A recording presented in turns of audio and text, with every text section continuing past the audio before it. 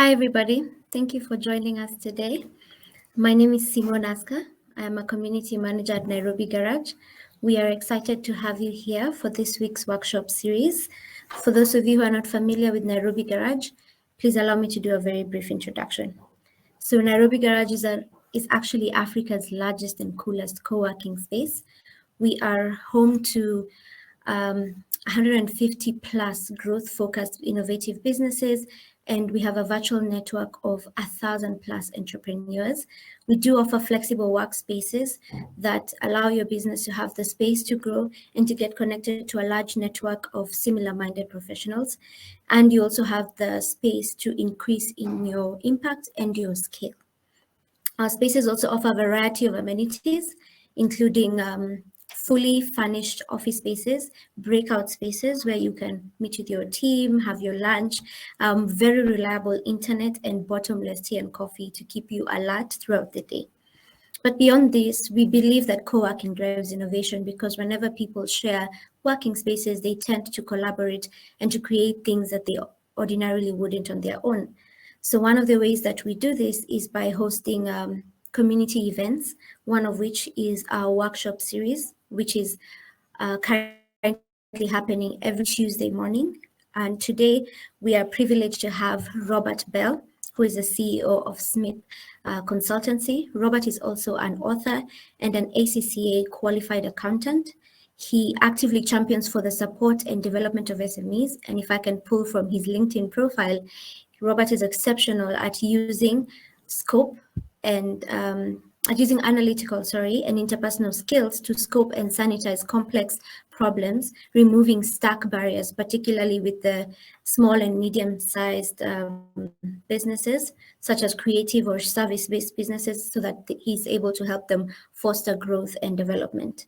So today, Robert will be taking us through a very unique session on creative entrepreneurship, and specifically, he'll be talking about how we can ignite our entrepreneurs' mindset. And the end goal is that we'll be able to identify our various stuck points as entrepreneurs. We'll be able to better maneuver imposter syndrome. We'll be able to process feelings of failure productively and healthily. And we will be able to achieve much more balance in terms of work and life, right? So I encourage each of you to engage with us in the chat section. Drop us your comments in the chat section. You can leave us all of your questions in the questions tab so that you they don't get lost in the chats. And also we'll be having some polls going up throughout the session. Please engage with us. Give us your opinions, your experience. We'd love to hear more. And I will hand it over right now to Robert so he can get us started. Karibu sana, Robert. Good morning. Good morning to everyone. And I'm assuming those of you who are joining us, it's morning, but with technology and wide networks, you could be joining us from anywhere in the world. So if it isn't morning where you are, please let me know so that I can recognize you. It could be afternoon, or it could be evening. I would be interested to know if someone is here and it's afternoon or evening. If you are such a person, don't be shy. Just let me know in the chat comments where you're joining us from. I think that would be very exciting to welcome you. And so, as introduced, my name is Robert Bell. Maybe just a little bit more about myself. I'm a qualified accountant, and yeah, I'm an accountant. That's where a lot of people get shocked, like, you're an accountant. But you see, accountancy is not just who I am. It's something that I do. Who I am is much more. My name has much more meaning. I actually identify myself on 3 key pillars. I am a champion of creativity, an ambassador of wellness, and a pursuer of excellence. Because I strongly believe that our work should be a reflection and an extension of our identities, and not necessarily the source of it. So a lot of people tell me, you're an accountant, but you're outspoken, you are interactive, you're fun. And I hope our session today will also be fun, and I'll do my best to do so. So as advised, please ask your questions as we go through the presentation. We will take questions in between at some strategic points. We'll have some polls that we can interact with. And I'm looking forward to interacting with you. Have been a virtual session. it's kind of difficult to ensure that we maintain engagement. And so I want to do that because I want to honor you for taking your time for attending live. There's so many other things you could have done today, and I really want to acknowledge you for being here live. And by doing so, I want to make sure I deliver the utmost value to you by interacting with you, by ensuring I answer your questions, and that you maximize our time together here. So please ask your questions as we go along. I will ask some poll questions. We'll interact together, and if something is standing out to you or a point that makes sense to you, feel free to write it. Feel free to interact. I'll be glancing at the chat comments regularly as much as I can so that we can keep interacting. So I hope we're good with those ground rules.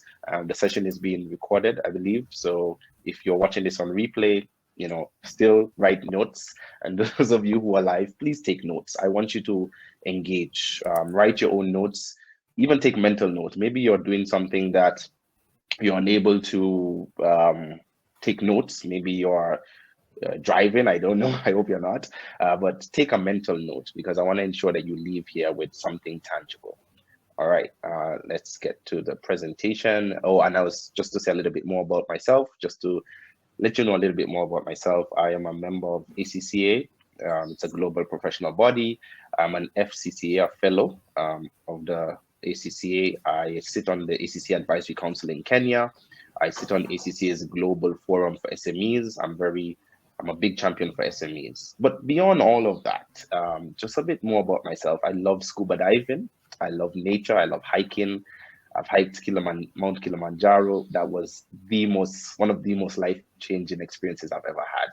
But I'm also on a mission to guide and transform individuals, dreamers specifically, to ditch the overture of overwhelm and to break down the construct of conformity so that they can shine their glorious light. Now, if that sounds like you, let me know in the chat box and say yes. My mission is also to help people who have given up on their dreams, people who feel inferior. And I want to help such people to think freely, create unapologetically, and live abundantly. That is my mission. And I do that through writing, through speaking, through my work, whatever I do, wherever I am. That is my mission in life. And so if you are someone like that, you are in the right place. You are meeting the right person. And I'm happy to and excited to interact with you guys. Great. So let me go to my presentation now that you can follow. And I'm hoping that technology works well with me today. All right, here's our outline for today. And our outline today is going to be looking at three main aspects. My goodness, I have 111. And the reason why I have 111, it's not an error. It's intentional because we're not going to necessarily go in the order of the outline. It's just that my presentation is gonna, if I was to break it down into three components, these are the components. We'll be looking at the well-balanced entrepreneur, looking at the dissatisfied entrepreneur, and looking at the resilient entrepreneur, right? And you may fall into one of the brackets or maybe even all of the brackets, but nonetheless, you're in the right place. Now, I want to say something. If you are an entrepreneur and your business is working absolutely fine, you have no issues, you have no stock point, I don't want to say you're in the wrong place. You're actually in the right place. Because a hallmark of entrepreneurship, a hallmark of a great entrepreneur is knowing what they need to know before they need to know it. Let me say that again for a tongue twister. Great hallmark of a successful entrepreneur is knowing what you need to know before you need to know it. It's learning ahead of time. And I sum it up this way: 3 key skills. The 3 most important skills, in my opinion, don't quote me on this, I have no research to back it, but in my opinion, the 3 key skills every entrepreneur needs to have is 1, knowing when to ask for help. Number 2, knowing where to go for that help. And number 3, knowing how to ask for that help. All right, so I'll repeat. Actually, I mixed the order up a bit. Sorry about that. So number 1 is knowing when to ask for help. Number 2 is knowing how to ask for that help. And number 3 is knowing where to go for that help. Actually, this is the basis of a book that I'm working on and I hope to release early next year. I think that is very critical. When you get stuck as an entrepreneur, you need to know when it's time to ask for help. You need to know when do I need to call in a professional. You need to know how to ask for that help. As a business consultant, I find a lot of people come to me and they say, look, I need help in managing my cash flow, but they don't know how to ask for that help. So have you been keeping records? What is your strategy around it? And sometimes you're so stuck, you're so frustrated, you're so confused. You want the person who is supposed to help you to also figure out all of the problems. So you also need to be able to know as an entrepreneur, what exactly is my problem? It doesn't mean you need to be an expert, but you need to know what is your problem. Ownership, accountability of problems, of situations that you're in as an entrepreneur is very important. So that's what we're going to be looking at today. How do you own, when you have some issues in your business, how you need to own it and say, look, we have this issue, we need to get help to get it sorted. And so those are the hallmarks of a resilient and a successful entrepreneur. We're taking a transformative journey. And as the title is talking about igniting your entrepreneurship mindset, igniting means to catch on fire, sometimes to rub something, two objects together. So I hope I'll be rubbing your enthusiasm, rubbing on your desire to succeed, rubbing on, just things deep within you so that you can ignite that entrepreneur mindset. Here's my first question to everyone. What is the one main stock point you have in your business or as an entrepreneur? What's your main stock point? Is it managing cash flow? Is it hiring the right talent? Is it finding customers? Is it getting a better return on investment on your marketing efforts? Can you just let me know? I'll pause for a minute just for you to let me know what are the major stock points, at least one major stock point you find in life. This will help me, even as I go through the presentation, to be a bit more specific to your issues, so that I can, address them directly. So what are your main stock points as an entrepreneur? Please feel free to put it in the chat section, actually. Let me know so that I can, feedback on that. The reason being is, as we go to the presentation, as an entrepreneur, you need to be able to bend without breaking, right? You need to be able to adjust. You need to be able to maneuver, to be resilient, as my outline says, through these various stock points. So let me know, what are your major stock points in your business or that you've seen? Maybe you are commenting for a friend. That's pretty much appropriate and okay in such a session. Don't be shy. I hear messages coming through. Let me just check them. Great. Thank you, Roger. You say finding customers during the pandemic, especially. Yes, that's a very identifiable stock point. Thank you for that. Curtis says my stock point would be on ROI on marketing efforts. Those Facebook ads, doing videos, graphic designing, etc.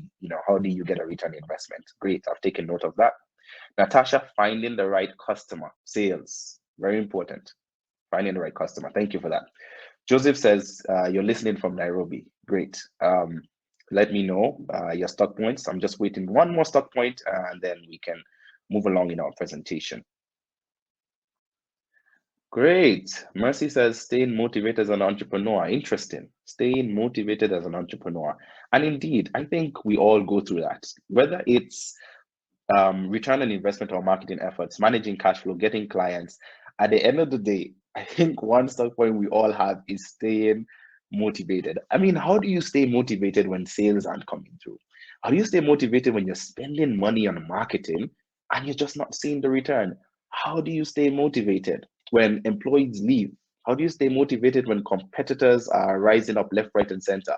How do you stay motivated when KRA comes knocking at your door and you're like, you have no clue what to do? I want to make a proposal, well, not really a proposal, but I want to present something to you that perhaps one of the greatest stock points every entrepreneur has is not necessarily sorting out the problems they have in their business, but it could be their reluctance to transform as an entrepreneur. What do I mean by that? One of our greatest stock points as entrepreneurs is our resistance and our reluctance for ourselves to be transformed, from us as an individual, as an entrepreneur, to be transformed. Because what is entrepreneurship?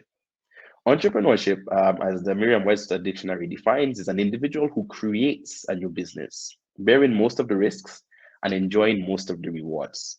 The entrepreneur is commonly seen as an innovator, a source of new ideas, good services, business or procedures. That is what an entrepreneur is. Now, take a moment and think about it for a second, right?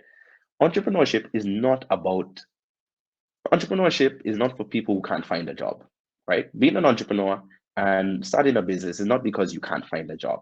You have to create value. You have to be an innovator. You have to, as Mercy said, stay motivated. But above all that, you have to be disciplined. You have to be knowing what problem are you solving. Listen, knowing what your customer needs makes you an expert. And a lot of people leave employment, and I help people through this transition from employment to entrepreneurship. A lot of people leave employment because they know what their customer needs. I'm an expert in accounting and tax, so I know my customers need proper accounting records. They need to be compliant with KRA and whatever tax authority, wherever you are, in Uganda, in Tanzania, wherever you are. But knowing what your customer wants is what makes you an entrepreneur.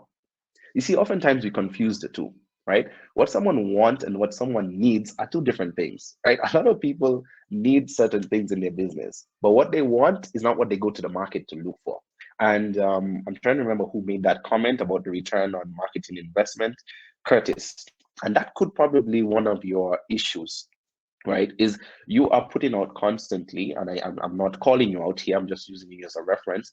You might be putting out too much content related to what someone needs, right? You need to have a qualified accountant. I'm using that because that's who I am, right? You need to have this. What people want is sometimes the safety and security that their money is not being lost, right? That their money is secure, that they are compliant, that they're not going to end up losing their business because they have paid the wrong amount of taxes. You have to be able to speak the language of your customer. Speaking the language of the customer is what makes you an entrepreneur. Now, entrepreneurship teaches us things about ourselves in a manner that nothing else in life can. Entrepreneurship teaches us, yes, about our weaknesses, our struggles, and also our strengths, but particularly our inner struggles. Yeah, when you start a business and you're an entrepreneur, it helps you to flourish on your virtues. It helps you to flourish on your expertise. But do you know what? It also exposes your vices. It also exposes some unresolved issues you may have inside. And let me tell you, you can't get along the entrepreneurship journey unless you also deal with the issues you have as an individual. Because being an entrepreneur requires transformation, requires you to change. Who you are when you have the idea to start a business and who you are in running the business have to be two completely different persons. You have to develop discipline. You have to know how to ask for help. You have to know how to collaborate. And those are things you may not know when you start the business. One of our major stuck points is this resistance and reluctance in transforming ourselves. Now let's go to our first poll. Our first poll is published by now, and I want to ask every single one of you on the call here live, do you consider yourself to be creative? So please navigate your way to the poll section and answer the poll question. I'll give us like 30 seconds, a yes or no, not sure question, so it shouldn't take long. Please navigate your way to the polls section and just let me know, do you consider yourself to be creative, right? And whatever creativity means for you. I don't want to define it yet, but I want to ask you, do you consider yourself to be creative? We can close the poll. Let's give people about 15, 20 more seconds. And as we do so, I'm just seeing some more comments here. Francis says, lack of intuitive user experience. Okay, listening to your customer, basically. EM says, stock point would be the customer acquisition and currently trying to get a good physical space. Okay, that's interesting. Thank you for those stock point comments. All right, can we close the poll and maybe get the results?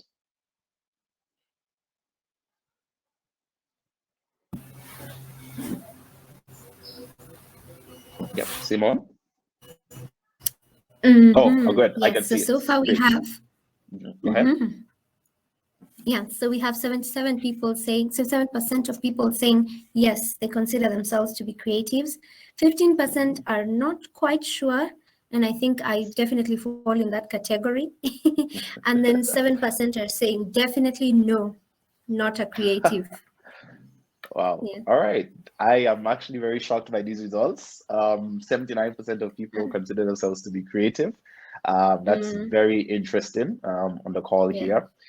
I was actually expecting the reverse to be true, where people consider themselves not to be creative. All right. Now, great. So, what is creativity? Now, let's just demystify that for just a minute or two. Creativity is not just about art. It's not about the ability to paint, to sing.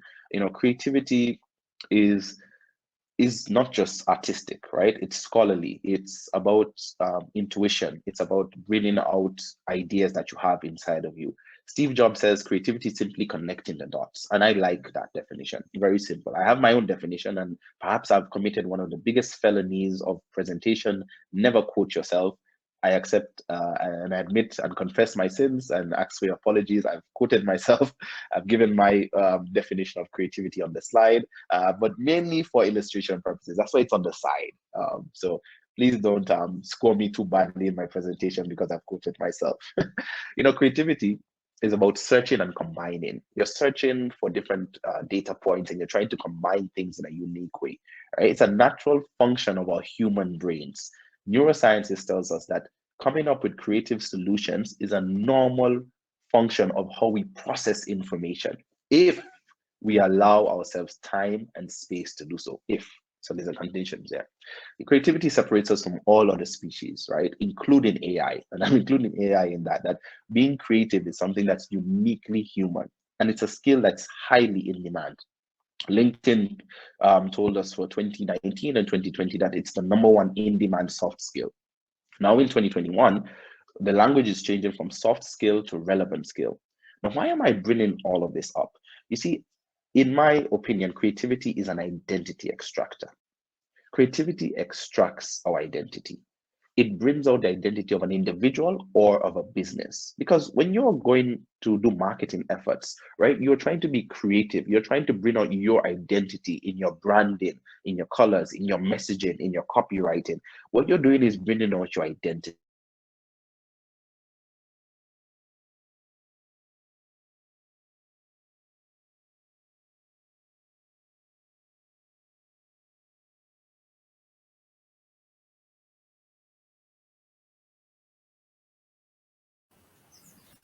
Sorry, I think we lost Robert there for a second. But maybe we can just give him a minute. I think it might be his internet connection.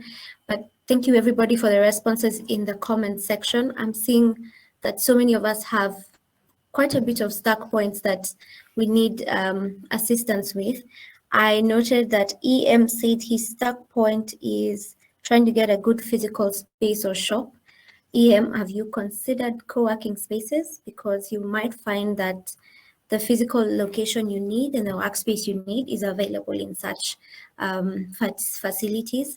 I am very keen to see one of my members here, Mercy Kathuri, who says that staying motivated as an entrepreneur is a big stuck point. And like Robert said, that is actually the case for most entrepreneurs. And which is why such a session is very, very important. LM, I'm not sure why people are using their initials and not their names, but LM, I see that you shared a very good question. You said, is there a substantial difference between an entrepreneur and a business owner? And I'm actually curious to know if there's anybody else who feels there is a difference between an entrepreneur and a business owner. I think I will defer that question to the speaker once his connection is back online. But I'm curious to hear what all of you have to say about this. So please tell us in the chat section, engage with us, let us know. What do you think? Is there a difference between being a business owner, running your own business, and being an entrepreneur? If we look at what Robert is saying in his slides, that an entrepreneur is someone who creates a new business, bearing most of the risks and enjoying most of the rewards. But commonly, like he's written, an entrepreneur is seen as an innovator. So if you're not innovating If your solution is not unique, do we then say you're a business owner and not an entrepreneur? Let me know your thoughts in the chat section. In the meantime, I will also put up a second poll, which you can all respond in and participate in, because of course your feedback is quite useful and it's good to see where everybody is at, because of course we're not all in the same stages of business. So tell us in the chat section, how long have you been an entrepreneur? Are you early on, or is it something you've been doing for a number of years? Also, feel free to share with us in the chat section if there are any specific lessons that you feel have come with being an entrepreneur for a long time, or what you've learned having been an entrepreneur for, say, a year. I'm also very keen to find out if are there any entrepreneurs in our audience who started out in a business and then figured out that it's not working and ended up having to pivot. I know that one of you mentioned Roger Gitonga. You said that one of your stuck points is finding customers during the pandemic. Have you noticed that there's been a need to pivot and change the direction of your business to meet that need? Or really, what steps have you taken in that direction? Please share with us. EM says he can't join a co-working space because he sells goods, so it might be a bit tricky.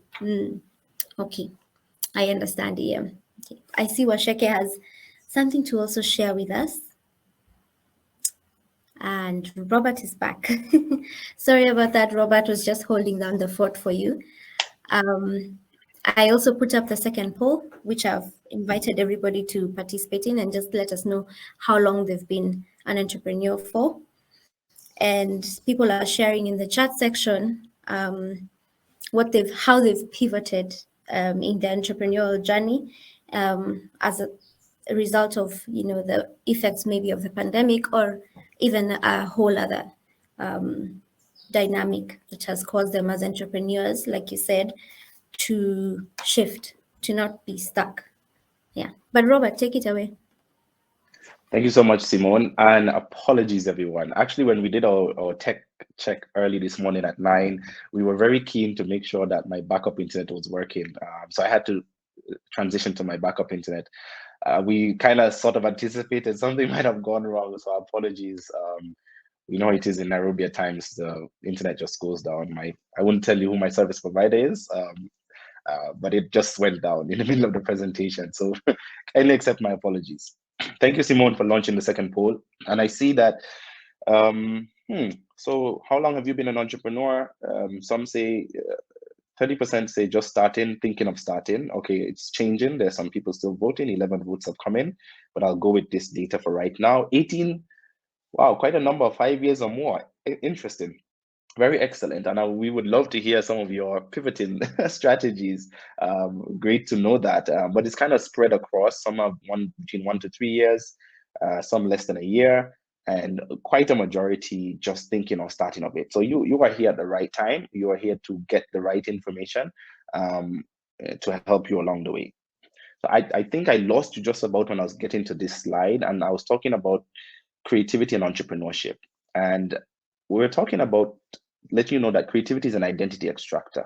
And when you become an entrepreneur, entrepreneurship is perhaps one of the best expressions of creativity because it helps to really bring out your identity. As I said earlier, that when you're an entrepreneur, it helps you leverage on your expertise and your virtues, but it also brings out your vices and your inner struggles.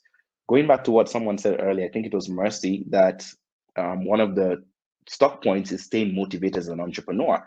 And indeed, you know, one of the challenges that every entrepreneur faces is how do you judge your input, your output, your business without judging yourself?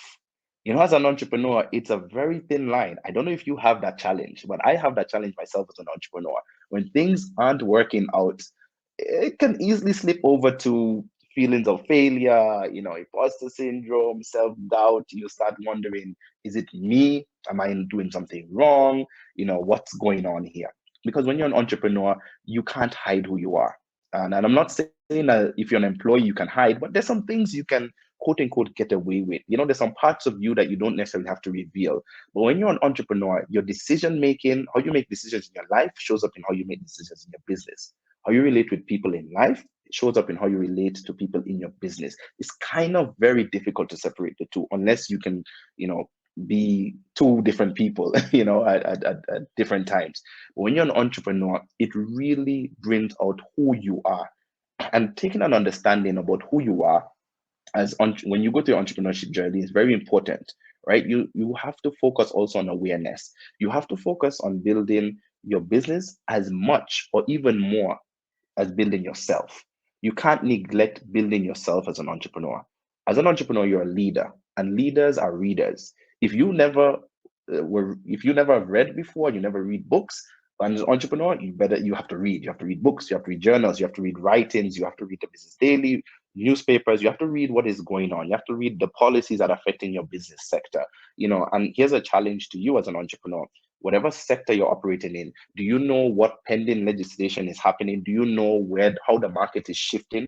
Because sometimes we get stuck because of a sudden change in our market, a sudden change in our customer base. And if you're not aware as to the shifts and the shocks that are going on in the marketplace, it can hit you very hard, because you can make grand plans only to realize, whoa, okay, I didn't expect things to change like this. So as an entrepreneur, you also have to build yourself. You have to be a reader. You have to enhance. I don't want to say change your network. I just say you have to enhance your network. You have to hang out with, yes, more entrepreneurs, business owners, coaches, mentors. You have to enhance your network. You have to enhance your ability to write things down. I think that's one of the big skills I preach all the time when I coach people, when I mentor people, is as an entrepreneur, you have to write. And I heard someone say once that as an entrepreneur, you're as good as what you write down. Write your goals down, write your objectives down, write your targets down, because you have to get to a point of not just focusing on acquiring customers or arriving at a certain revenue target, but you have to balance it with your awareness of who you are as an individual, because who you are as an individual, as an entrepreneur, whether you're a co-founder or etc., will show up in how your business is being run. And when you have awareness and you have an acceptance as to, these are my areas of strength, these are my areas where I need help, you get an awakening. You get an awakening like, you know what? This is something that I can take on. Here is an area where I know I need to get help. And it goes back to what I said earlier. You know and now aware as to where you need help and where to get help. And I want to qualify what I say, all right, about creativity being an identity extractor. If you read the Journal of Psychology, psychologist tells us when it comes to any individual or even a business, identity formation involves three main tasks. Three. One, discovering and developing one's potential. I repeat, number one, discovering and developing one's potential. Two, choosing one's purpose in life. And three, finding opportunities to exercise that potential and purpose. And I'll repeat, number one is discovering one's potential in life. Two, choosing one's purpose in life. And three, finding opportunities to exercise that potential and purpose. I don't think there's anything else that can help you do that more than entrepreneurship. So you have to get to that awakening point that entrepreneurship is going to really call upon what is your purpose in life. And we become entrepreneurs because we want to fulfill a particular purpose. We have a potential that we want to tap into. We want to deliver value to the market. And even as you do that through a good, through a service, whatever you're doing, you as an individual have to transform. You need to transform as an individual as much as your business is transforming. I want to go to the next poll. If you can launch that for us, Simone.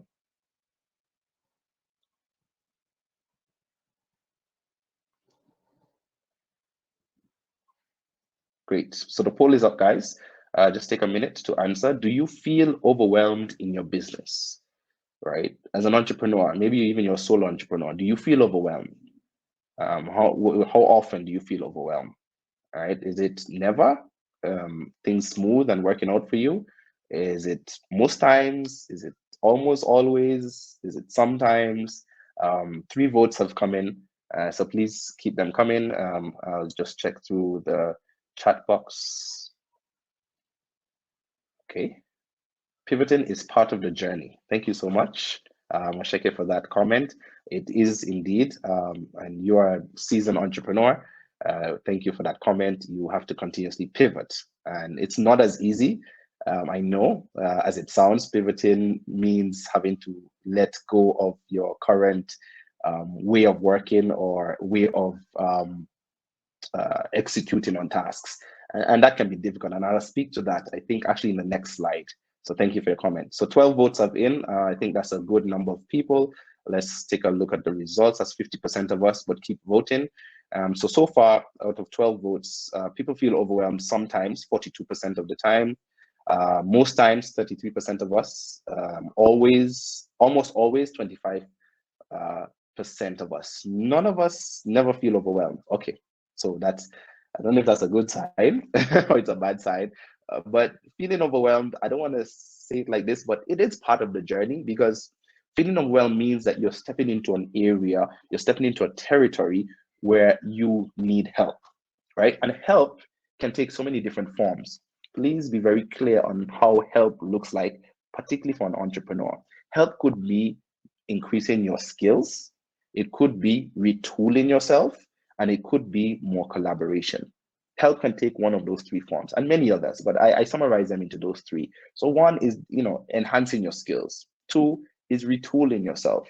And three, it's collaborating. Do you need more people to work with? I know many of us would love if you had the financial muscle to hire more people. I think every one of us would love to hire more people. But sometimes there are financial constraints that prevent us from doing that. When we get to, let me just check,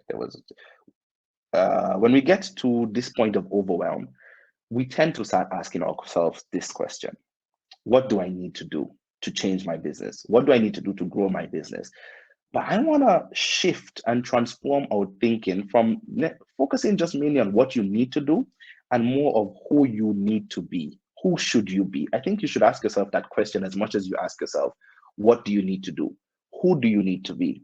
Because as an entrepreneur, you need to be very clear on who you need to be. How do you want to show up? Sometimes when I work with entrepreneurs and small business owners, is focus so much on what do I need to do? Tell me what I need to do. And sometimes I can't necessarily tell you everything you need to do, but you also need to take time and figure out how do you want to show up during this time of pandemic, during this time of low revenue, customers not coming in. Going back to what Mercy said, staying motivated. How do you want to show up? Right? And I want to ask you guys to comment in the chat section. How do you want to show up in your business? From today, you need to be very intentional. How do you want to show up? Do you want to show up resilient? Do you want to show up as a victor? Do you want to show up as a successful person? Then do what successful people do. Ask for help, pivot, keep going down. Don't focus too much on motivation. Focus more on discipline. Focus more on finding out who you need to be. What transformation do you need to be? What transformation do you needs to take place for you as an individual as much as for your business? Because with transformation and with being an entrepreneur, you need to gather the right knowledge. And knowledge is not just about memory. As an entrepreneur, just knowing and going to business school that the textbook says, do this, do that, is not just about memorizing the steps, right? But it's about meaning. Why are you doing these steps? Why are you in this entrepreneurship journey?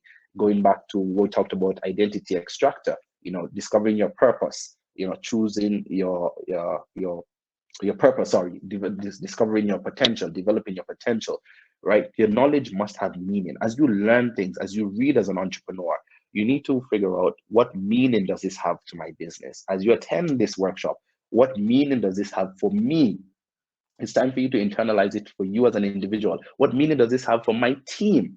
As an entrepreneur, you also have to think that when I do this, when we do this task, when we introduce this new process, what meaning does this have to my team? Because you also have to worry about, or not worry, you have to think about the motivation also of your team members, the meaning of your team members. And my mentor, Dr. Vincent Ogutu, says that the highest form or deepest form of motivation is meaning. When people have meaning, they're extremely motivated. Right. So one of the stock points, if you have a challenge of staying motivated, is double down on the meaning. Why are you doing this business? Is it just because you can't get a job, or you have a particular purpose you want to fulfill? Focus on the software part of your business. And the software part of your business for me is your mindset as an entrepreneur. Leave alone the processes, the procedures, having the best tools, the best team. The software part is your mindset and the culture of your team. Because if you don't do that, you're going to try and get movement without having motion. What is the difference? When you move without having a motion, you've not signaled to yourself. Software is what signals how the hardware moves. And motion, when I motion to you to come to me, when I motion to you to have a seat, when I motion for you to unmute yourself, it's a signal. You have to signal yourself. Here's another question for you to answer to the chat, and I'm coming to the previous question is, ask yourself this question. As an entrepreneur, what am I motioning to myself? My schedule, my time management, my money management. What am I motioning to myself and to my team? The things that I do or the things that I fail to do, what motion am I giving? What signals am I giving off? Because as an entrepreneur, you want to move away from behaving just to appear as an entrepreneur, but you want to be an actual entrepreneur. Don't just work towards being, the appearance of an entrepreneur, but being an entrepreneur. Here it is. Not everyone thinks of changing the world. And this quote by Tolstoy, everyone thinks of changing the world, but no one thinks of changing himself. As an entrepreneur, as you think of changing the world with your business, with your solutions, with your products, you also need to think about changing yourself. Great. I'm coming to the chat section. I heard some pings coming up. Seasoned indeed. Yes, you are seasoned indeed. There should have been a 10 plus years in the pool. Yeah, very true. Thanks for that. I will make that adjustment next time I do a presentation similar to this. We're very happy to have you and to get from your experience. Thank you for commenting in the chat box with us. Great. So I had asked the question to ask yourself this question, guys, that what are you motioning to yourself, right? So you think about changing the world, but think also about changing yourself. Think about who you want to be. How do you want to show up? Because to overcome the difficult stop points you have in your entrepreneurship journey, sadly, means letting go of what's working. And goes back to what we're talking about pivoting. The reason why pivoting is so difficult at times for us as entrepreneurs is because in order for you to pivot, you have to let go of what's working. Here's how I say it, and I say it like this. You have to stop doing the things that are working so that you can make room and start to do things that need to work. I'll say it again, right? As an entrepreneur, and even if you're not an entrepreneur and you're on this call, right, you have to develop that ability to let go of things that are working so that you can make room and start doing the things that need to work. And that's one of the challenges we have in pivoting as an entrepreneur, because we're so sure on this result. We know if I do this, this is what's working. This is what's getting me the customers. But if you want to grow to another level, you have to let go of what's working and do something else, something that you've not been doing to ensure that you get that new result you're aiming for. You know what? That's how you get a breakthrough. And I'm a breakthrough champion. I'm not a motivational speaker. I tell people that when they introduce me, do not introduce me as a motivational speaker, because I can't motivate you. There's no one who can motivate you than yourself. My job is to help you find that motivation. So I'm a transformational speaker. I want to help you transform using your own motivation, because every breakthrough in life is first preceded by a breakdown. Every breakthrough in life is first preceded by a breakdown. You can't break through unless you're going to break down something. You got to let go of things that you're so sure of is working. Humble yourself, get coached, get mentored so that you can get to the next level. I would not be where I am in my life unless I would have let go of the things that I knew were working and humbling myself, learning, sitting at the foot of a master, reading, listening to when I started entrepreneurship, those days it was tapes, we used to use cassette tapes, I started this journey a long time ago. I was timid in making the step. So I'm still a fresh entrepreneur because I took so long to make that step. Yeah, that's a story for another day. So don't focus too much on the results, because when you focus so much on the results as an entrepreneur, and this is where creativity comes in. Creativity is not so focused on what the result is going to look like, but ensuring that you have the right meaning and the right process, connecting the dots. Sometimes as entrepreneurs, we are scared of taking a risk because, like, will I lose revenue here? Will I lose revenue here? And I'm not saying jeopardize your entire business and just keep trying things all the time, but you have to have that bit of tolerance to not focus too much on the results, because sometimes as entrepreneurs, we're getting good results, but our processes are broken. And then when we get a shock wave and the results stop happening, we get so stuck on that process not knowing and realizing that the process was the problem all along. It was giving us results temporarily. It was helping us grow temporarily. But then at some point, right, it stops working. Because when you focus so much on results, you compromise long-term learning. And an entrepreneur needs to constantly learn. Going back to what we talked about pivoting is about learning, right? And when I was reflecting on my material of the book I'm working on, you can't be helped unless you're willing to learn. And an entrepreneur should always be willing to learn. You can't pivot unless you're willing to learn something new. Because if you're going to let go of what's working, you have to learn a new way of working. You have to learn something new, something different, that is. So don't sacrifice long-term learning just to get short-term results, just so that you can have money in the bank. It's very difficult. And this is why it's good to be coached, to be mentored, to get in a community where people can encourage you, where people can tell you, look, you're on the right step. This is a process that does work. Because if you don't do that, you will then breed overconfidence in your poor strategies. You'll be so confident in your poor strategies, it's not going to work out. All right. I want to pause at this point and get to any questions. Simone, maybe we can take 2 questions probably, and then we can continue in the presentation. I think I can see, great. So I see a question here from Joseph. He says, are there resources locally or online that you would recommend for entrepreneurs who are working to develop this mindset, entrepreneur mindset? Okay, that's a great question. So tools, resources locally. There are a number of business clubs, there are a number of entrepreneurship communities that you can join. Actually, shameless promotion here. Nairobi Garage is a great place for you.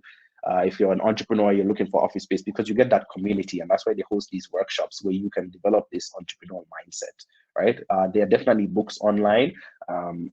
Shameless promotion. I wrote a book about creativity and how it can enhance us in our work, in our business. I'll give you more details of that towards the end. But one of the best resources I would say are podcasts for me. Now, it really depends on how you consume knowledge. You can get a number of podcasts that talk about entrepreneurship. One of my favorite podcasts is The School of Greatness by Lewis Howes. He talks about entrepreneurship, but even other aspects of life, money, relationships, health. If you're looking for one specifically on entrepreneurship, there are many others. I can't remember off the top of my head. So there are a number of resources. There are books, definitely. There are podcasts. You can join communities. There are Facebook groups you can join about entrepreneurs. I'm a part of a number of entrepreneurship clubs. I don't know where you do your banking, but a lot of banks have SME clubs that have sessions for people to continue to develop this mindset. But above all that, Joseph, and everyone else here on the call, one of the best things you can do to develop that mindset is to get a coach. Get a coach, get a mentor, get into a community where you can be held personally accountable, where you can be involved in your growth. Because as we said earlier, that entrepreneurship is as much as changing yourself as it is as changing your business. So you have to get that change, and just consuming the knowledge and memorizing things is not necessarily going to get you to that level. You want to be challenged. You want to be, untap that potential inside of you. So I hope that answers. Next question I see from Bridget is, what's the best approach when it comes to partnering with someone on your entrepreneurial investment? Oh, that's a great question. Best approach. So you're looking at maybe starting a business together with someone, or maybe you already have an established business and you want to put some, as they call it, skin in the game, put some money behind it and join in someone. What's the best approach? I would say is knowing the person. Knowing the person. You have to know the person who you're going to get into business with.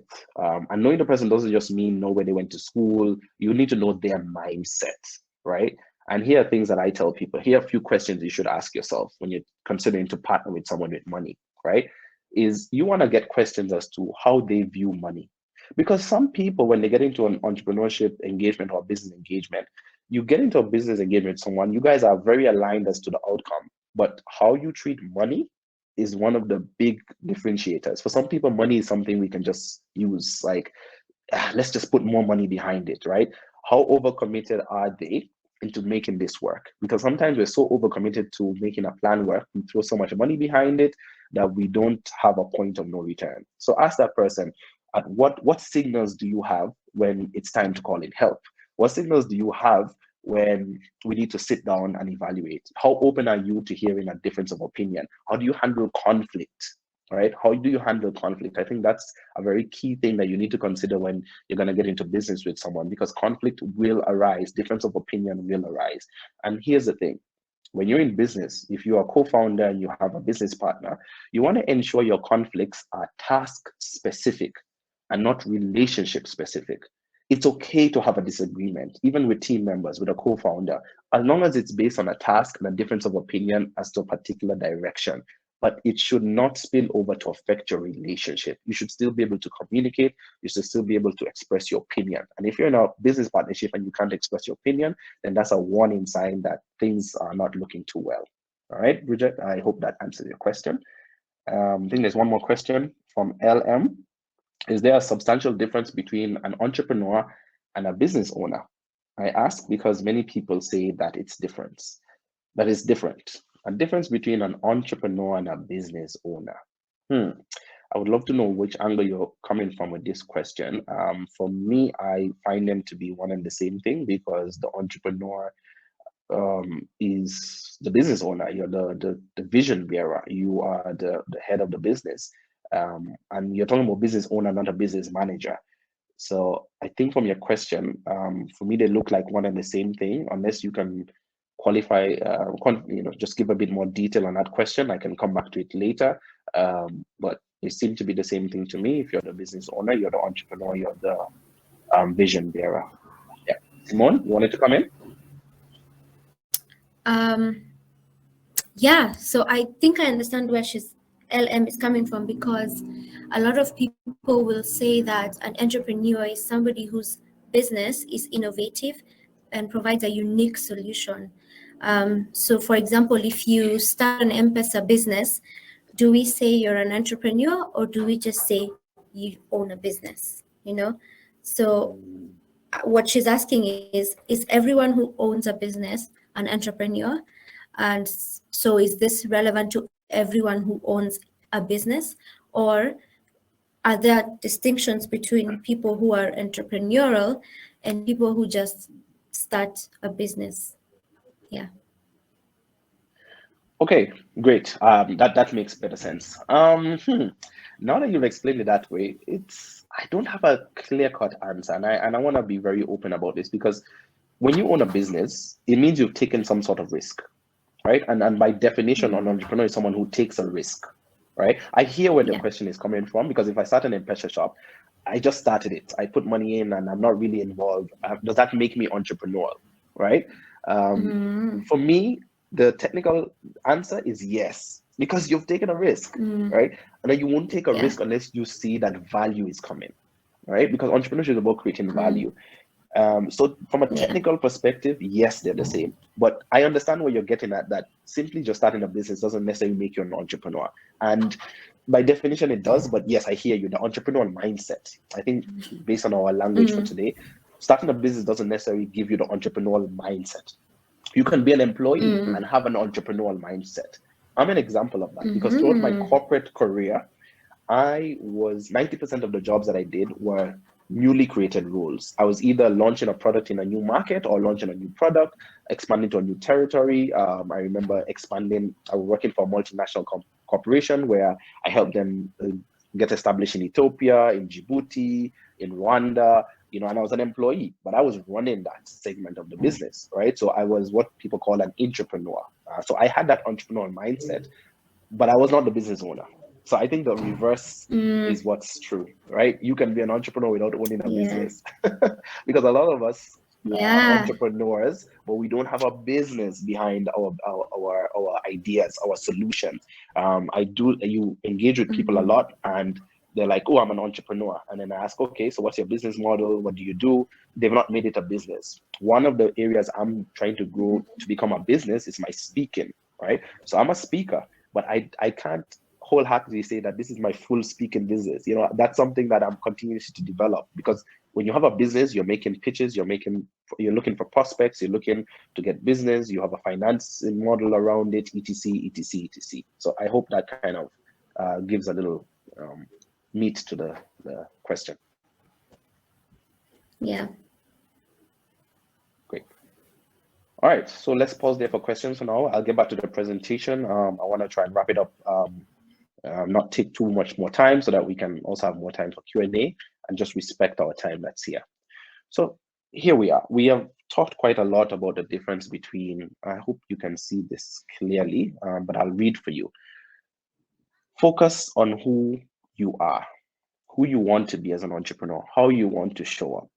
That is the crux of our presentation today, and igniting that entrepreneur mindset, right? It's focusing on who you are, because you can't, don't be fooled. Do not be fooled that you're going to be a successful entrepreneur without having to face yourself, without having to challenge yourself, without having to work on you.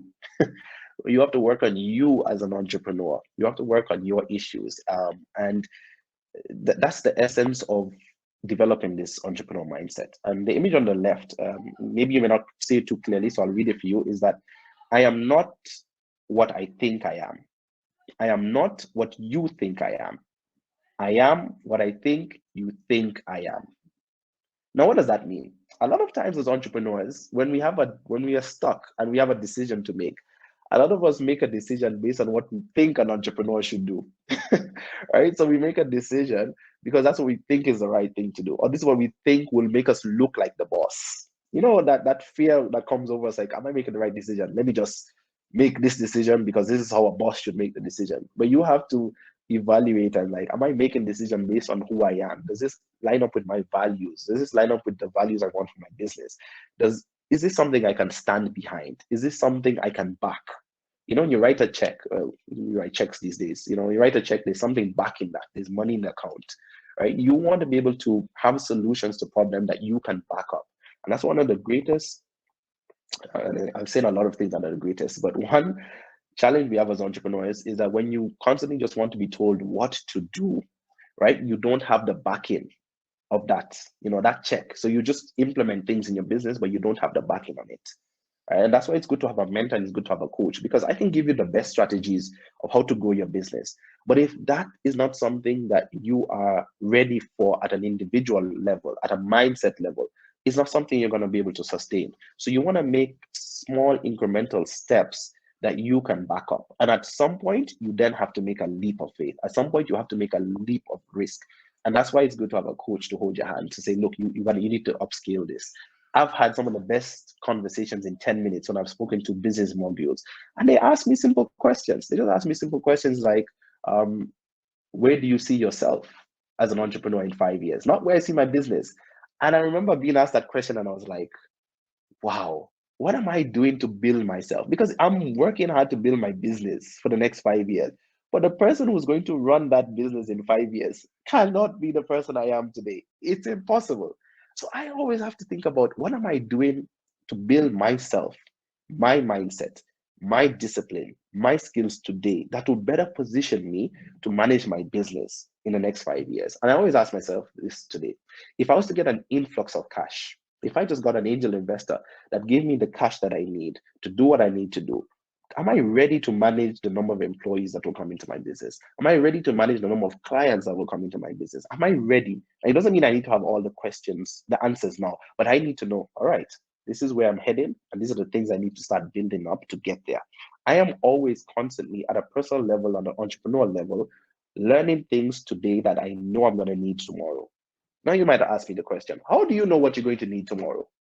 Experience. I ask those who are where I want to be. That's one of the easiest things you can do. Just ask someone who you see where they are. And that's why when you go to conferences, one of the most often asked question is, what do you wish you knew when you started your business? Don't take that question for granted. Always ask that question, by the way, because then you learn what they know now, and they wish they knew then. You can learn it now. Start learning that. All right. Here's the thing. You can go 3 weeks without food. You can go 3 days without water. You can go 3 minutes without oxygen, but you can't go 3 seconds without thinking. Our brains are constantly working. And as an entrepreneur, you need to constantly watch your thoughts. You need to watch what you're thinking. You need to watch your assessment of your situation, watch your assessment of your surroundings. And that's why you must feed your mind as an entrepreneur. Mahatma Gandhi, based on the quote that we have there, says, carefully watch your thoughts, for they become your words. Manage and watch your words, for they will become your actions. Consider and judge your actions, for they have become your habits. Acknowledge and watch your habits, for they shall become your values. Understand and embrace your values, for they will become your destiny. He's basically, Mahatma Gandhi is basically telling us that's the self-fulfilling prophecy, sorry, that you are who you think you are. You know, if you think you're a failure, you will become a failure. But if you think you're resilient, you will become resilient. If you think you are successful, you will be successful. If you think you're an entrepreneur, you will be an entrepreneur because you are motioning to yourself what you want to be. Guys, every next level of growth will first require a deeper level of insight. If you're going to grow as an entrepreneur, you're going to require a deeper level of insight. And this insight is not just in your business, knowing the numbers of your business, but it's the insight of you. How am I managing things? How do I show up? How do I work with my team? You have to have a deeper level of insight if you're going to grow to a next level of growth. Come on, change side. Great. On the side here, I just wanted to take a minute, and I won't spend much time on this, just to let you know that we are biological beings, and this is how our thinking affects us. Now, our nervous system is made up of two major sub-nervous systems. One is called the sympathetic nervous system, which is a flight or fight response. This is the system that kicks in when we're overwhelmed. We get scared, we panic, flight, they call it fight, flight, or even freeze. We freeze, we get paralyzed, we don't know what to do. We start to think about giving up. We start to think about throwing in the towel. But there's another system in our nervous system called the parasympathetic nervous system, which is called the rest and digest system, or the feed and breathe system. It's a system that calms us down, the woosa, that just relaxes us. And this is not, any woo-woo kind of thing. This is biology. This is biology. And if you want to activate your parasympathetic nervous system, there's one quick thing you can do to do that as an entrepreneur, and it's breathing. Just take in a deep breath, but not just any kind of breathing. And I wanted us to do that together. If you breathe in for 3 seconds and breathe out for 7, you send a signal up this part of I don't think the point is working. This brainstem here, it's called the vagus nerve, from your breathing network to your brain to tell the brain, calm down. Everything is going to be all right. Right? You're signaling to your brain, let's figure this thing out. And why I'm bringing this up is because in order for creativity to thrive, you must allow your brain, the neurocortex of your brain, which is the large, big brown area you're seeing, to be involved in your thinking. You don't want your amygdala to hijack your emotions. You want, as an entrepreneur, to always look at the logical side of things. So let's do that together. Let's do the breathing. Sit upright if you're seated where you are right now, and let's do this practically. We're going to breathe in for 3 seconds and breathe out for 7. So let's do it together. Let's go in and out.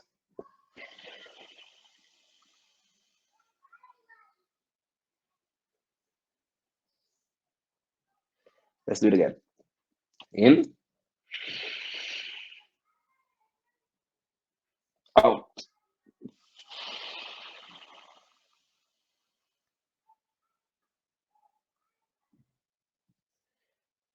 How do you feel?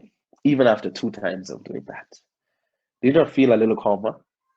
I know you've been thinking about the overwhelm. We've been talking about the stuck point. It's been a bit heavy emotionally. But just taking a breath can solve that. And that's why, as entrepreneurs, we often hear the advice, if you have a big decision to make, sleep on it. Why sleeping on it? Because when we sleep, it allows our brains to reset. It allows our brains to calm itself down. It allows our brains to take all the input we've gotten and try to find a connection between it. That's why sometimes you wake up after a good night's sleep, you get an idea. Has that ever happened to you? You wake up and you're like, this thing that you've been worried about, you decided to rest and you woke up and you're like, I know how to approach this concept. And that's why entrepreneurship is innately creative, because you have to allow yourself time to rest and digest. As an entrepreneur, always create space that you can rest and digest. How I do that? Every Wednesday, I don't take meetings, calls, emails between 8 in the morning to 12 noon. This is my creative time. What do I do during this time? I usually just write or either read research. I do something where I can rest. I don't focus on problems. I don't take any meetings, no client meetings. It doesn't matter if a client wants to pay me $1 million. I have protected that space because I need this space so that I can think clearly, so that I can process things well, so that I can reevaluate myself personally also, not just my business. When we don't allow ourselves to breathe, space to breathe, neuroscientist tells us something called downshifting happens. And downshifting is a that word always trips me up. Psychophysiological response to threat, accompanied by a sense of helplessness or fatigue. The downshifted individual experiences a sense of fear or anxiety, not the excitement of a challenge.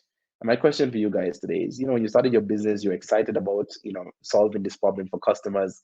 You started putting out marketing campaigns, no one is coming. All of a sudden, you've lost that excitement. You've lost the excitement of doing this business. Even a client comes in, you're not as excited anymore.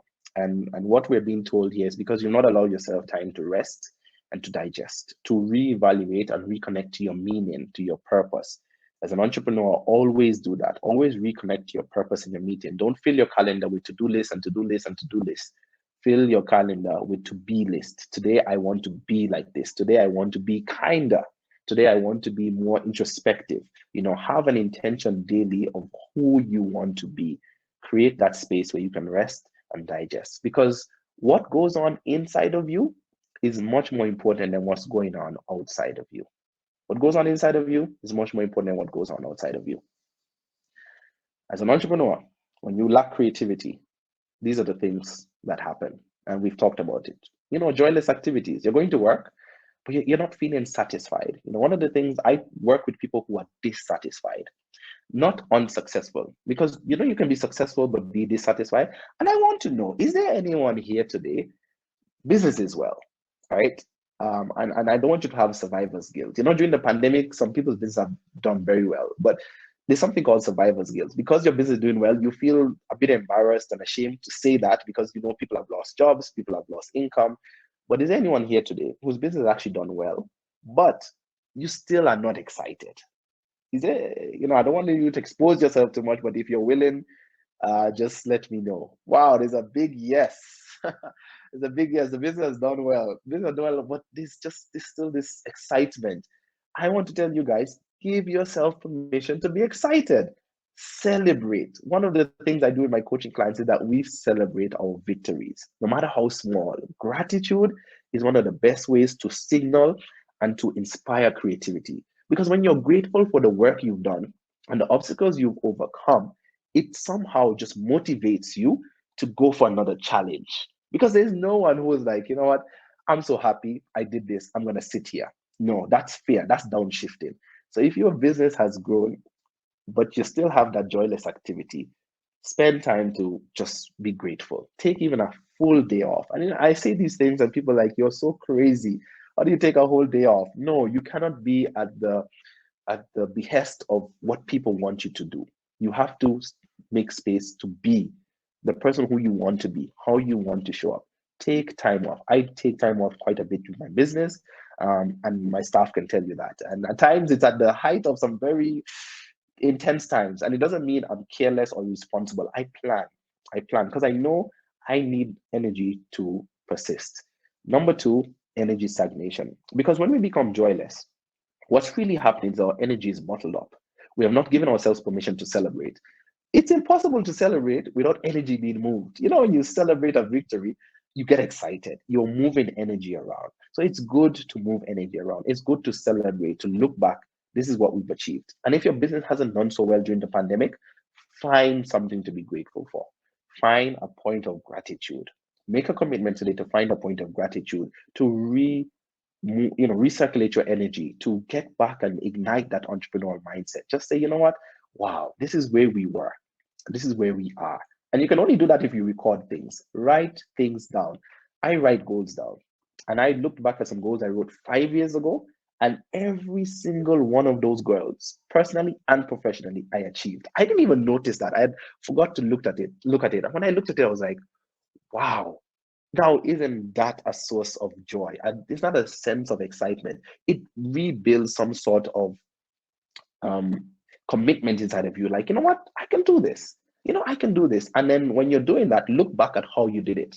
And usually, how you did that, it wasn't alone. There's nothing called a self-made entrepreneur. There's nothing called a self-made billionaire. There's even nothing called a top-selling author. I'm an author. And you can't be a top-selling author without having a team. You need readers. You need team to help you market. You need people, right? So being around people, engage with people, join the community, helps you to get that energy flowing and to get that joy back.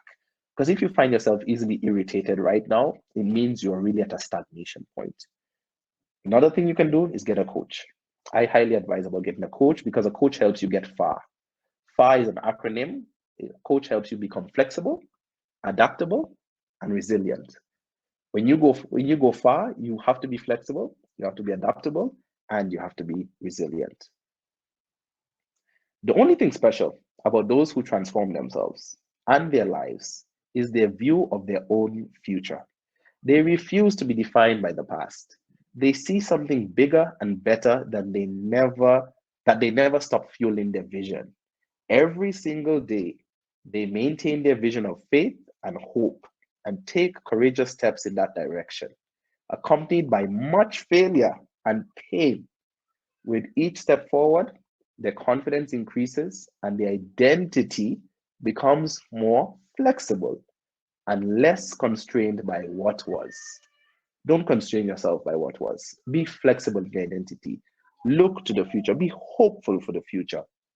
Be be optimistic that you can change, that you can overcome these obstacles. You have to first have that signal and that motion in your mind. Because when you do that, you're like, you know what? I'm going to overcome this problem. I may not know how to do it, but I'm going to find someone who can help me to do it. And when you do that, you're on your way to having joy as an entrepreneur. I don't think entrepreneurship should be boring, overworked. And I also don't subscribe to this team hustle, no sleep. I don't. As an entrepreneur, I don't subscribe to this working 20 hours a day. I just don't.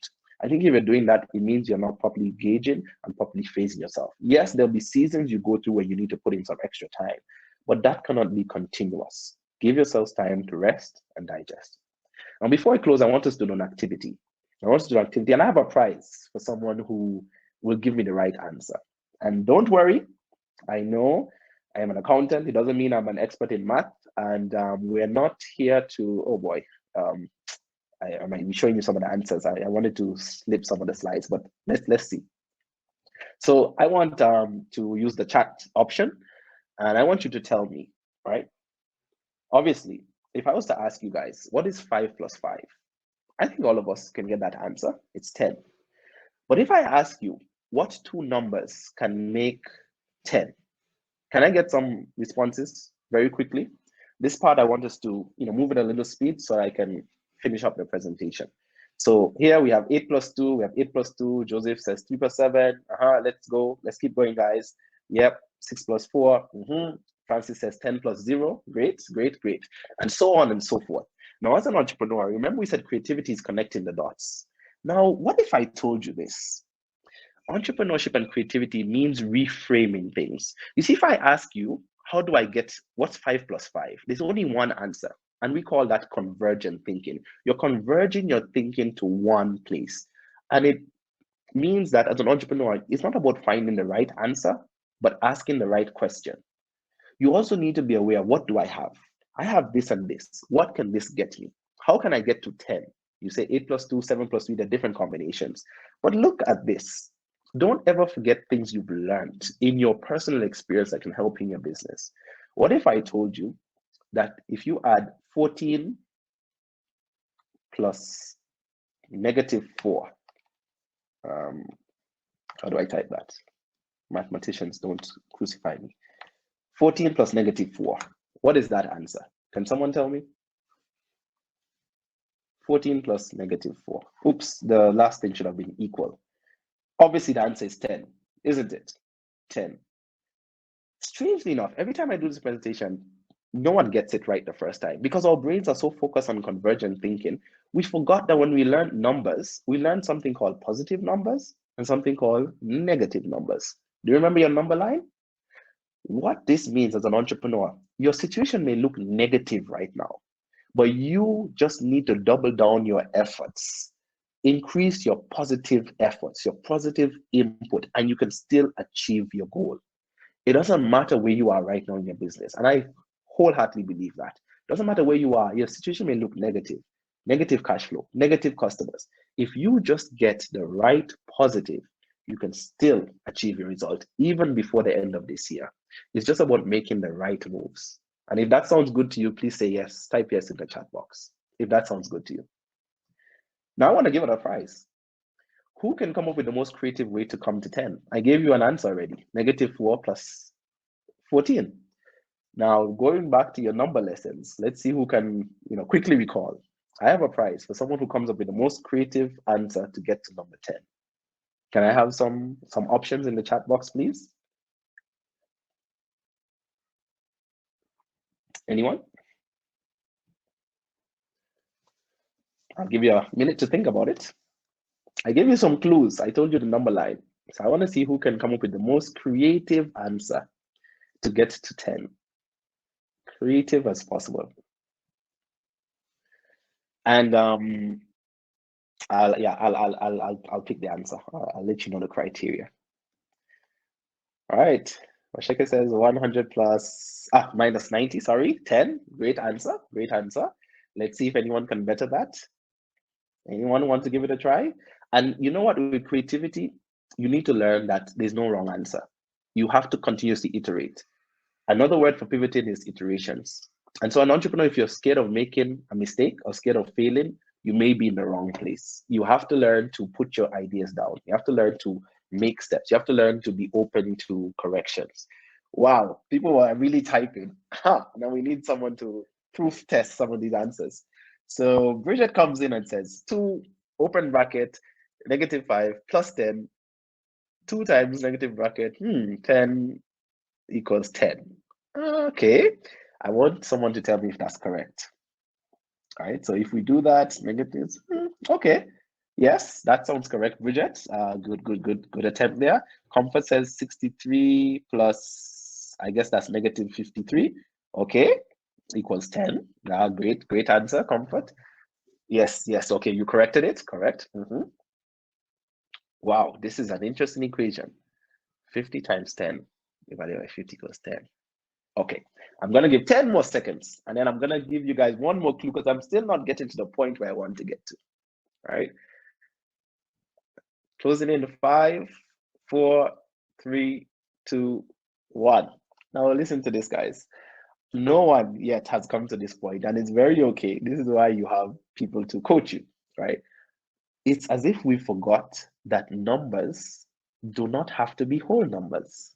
Numbers can also be decimals. You can have, for example, 6 point, let me put it in the chat box so you guys can see one of my answers. So my situation is 6.35 plus 3.65 equals 10. Am I correct? Now I want to show you all the answers that I have. I want to show you all that. I'll still pick a winner, but I want to just show you how you've come here today. You've had some stock points. Sometimes you just need to reframe your situation, re-look at it. Sometimes when you sit with someone and you said, look, I have this problem, they say a problem shared is half solved. Sometimes you just need to see your problem, write it down. Don't be afraid. We have this cash flow issue. We have this marketing issue. Sometimes you just need to look at it from a different perspective. Now, here are my answers. Here are some of my answers. Now, if you look at the extreme right, you can see I have 2 raised to the power of 2. Do you remember something like that from math? 2 raised to the power of 2. There's one place I made a presentation and there were students, high school students. I was mentoring them, to get ready for the world of university. And they came up with log 10 equals this divided by that, square root of that. And I was very impressed. I think that was one of the best places I've ever seen answers to that, because at that stage, their minds are still open and flexible to try something different. Remember what we said earlier, as an entrepreneur, you can't be so stuck on what's working, right? We know what's working are whole numbers, but they're negatives, they're decimals, you can raise. Sometimes your effort, you might have an effort 2, but if you raise it to the power of 2, and add it to something else, you can get to 10. So don't be scared. Don't be worried that all hope is lost. I'm just here to remind you that you can overcome it. You can overcome whatever challenge you have, whatever stuck point you have. You just need to be able to agree on how you want to show up. So I hope this small exercise has helped, because there's a Chinese proverb that says, look, what I hear, I can easily forget. What I see, I may remember, but what I do, I understand.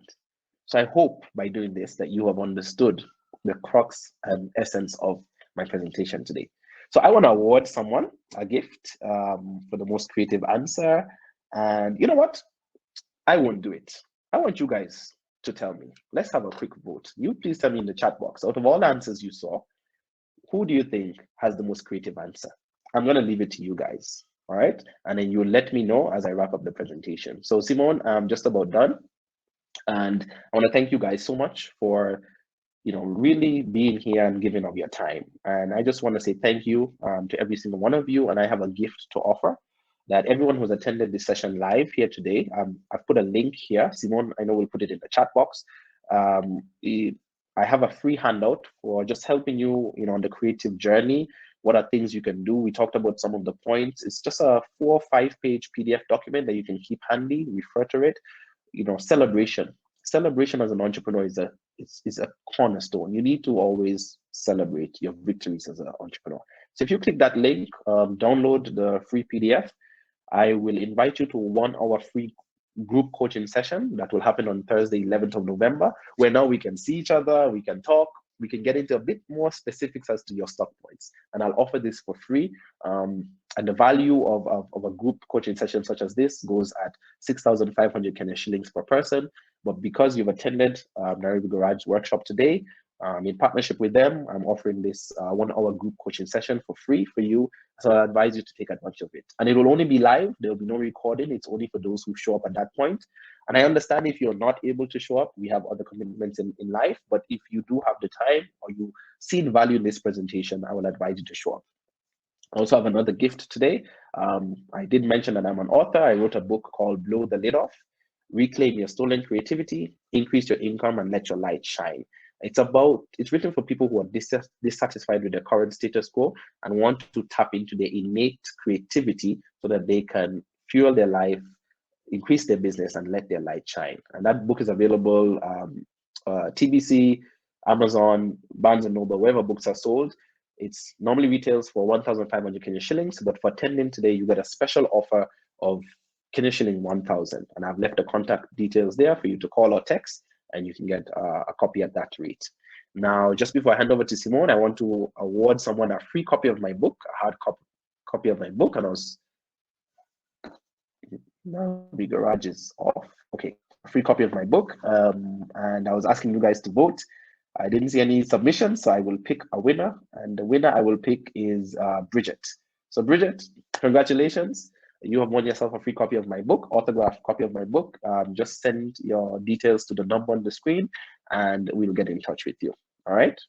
Thank you so very much, Simone. I want to hand it back over to you. I don't see any questions, but unless there are any questions that need to be answered, I can take them, but I cede control back to you. Thank you so much, everyone, for paying attention. Wow. Thank you so much, Robert, for that very, very informative, interactive, and quite enlightening session. I'm sure that all of us can agree that there's so much that we've picked up from this. And I like that it was not too technical. So I'm sure everybody has something that they can take home and actually practically apply to their businesses. In preparing for this workshop, I read a Forbes article about 6 ways that you can grow your entrepreneur's mindset. The article is written by Arash Asli, who is the co-founder and CEO of Yokal.com, which is an online platform for scheduling and a marketing platform also for appointment-based businesses. So Arash actually shares most of the points that Robert covered, but I wanted to highlight 3 that stood out to me. That I think we can also take home. He says that for any entrepreneur looking to develop this mindset and just to keep on growing and improving in their businesses and to stick to it when things get tough, one of the things you need to do is revisit your vision on a daily basis. So every single day, have a look at your company vision and align yourself with it, and just make sure that you're actually on track with doing the things that you like in achieving the goals that you set out for yourself. And he also says, put yourself in challenging situations. So it's common for us to opt to be very comfortable, but he recommends that step out of your comfort zone, put yourself in a challenging situation. As Robert said, take those risks because it's the only way that you can learn and grow. And finally, he says, read on a daily basis. So I know most of us are told, yeah, reading is very important as an entrepreneur, but it's not highlighted enough how important it is to take time off your day, as Robert recommended. Take some time off and have a space for your creativeness, for your creativity, sorry. Space where you can actually invest in learning from other people who have gone the course before you.